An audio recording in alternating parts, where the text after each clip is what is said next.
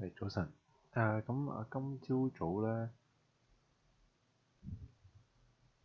琴日我哋呢度有一個我哋講過呢個 zone 係有個啱啱 break through 咗啦。咁我哋今日咧，你見到佢呢度開始好似企穩咗喺呢度啊。咁所以如果你翻落嚟呢啲位置嘅時候咧，呢個灰色嘅區間咧上邊呢個我攞另外一個色。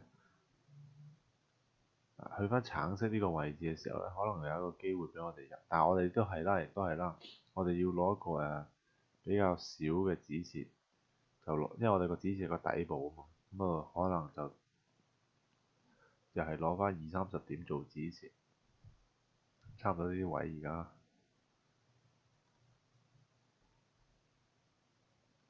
如果呢個位穿咗咧，咁我哋就可能就要落翻去下邊呢個灰色呢一度啦，即係而家兩個位俾我哋睇住。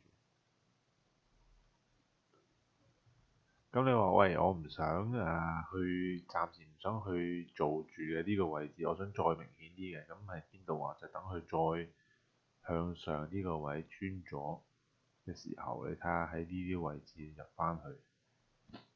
咁就暫時嚟講，我哋睇緊呢幾個位置，睇下有冇機會俾我哋入。係，大家翻嚟呢度見到咧，個市係落翻嚟呢個橙色區間，咁呢一度我哋係入咗第一次嘅，就係呢支陰燭落嚟嘅時候。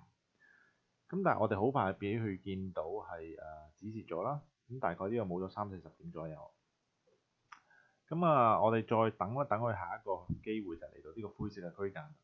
呢個灰色區間我哋呢度入咗時，你見到佢就喺呢個位揾到支持啦，就翻上去。咁我哋止賺位大概就擺喺之前嘅底部。咁呢個底部大概係有130-140點左右。咁你話我想再坐耐少少去翻之前嘅頂部咧，亦都係可以嘅。你見到？咁呢度就係會有220點左右啦。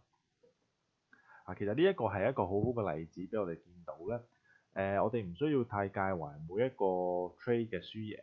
咁我哋要做嘅咧，其實係要控制好個止賺止蝕嘅比例。咁點解咧？好似呢度咁樣啦，我哋係只不過係贏面，只不過係有50%嘅啫，贏一次輸一次。咁但係由於我哋控制得嗰個止賺止蝕個比例控制得好咧，我哋輸30-40點左右，但係贏我哋去到係100點、140點或者200點以上。咁長遠嚟講咧，咁樣做嘅話咧，我哋贏面唔需要太高，但係我哋亦都可以好 profitable。咁如果大家有乜嘢關於呢個風險管理呢方面嘅問題咧，可以隨時問我哋。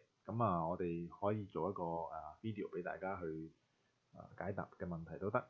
咁或者私底下message 我哋Facebook或者我哋嘅 WhatsApp 個 group 都可以嘅。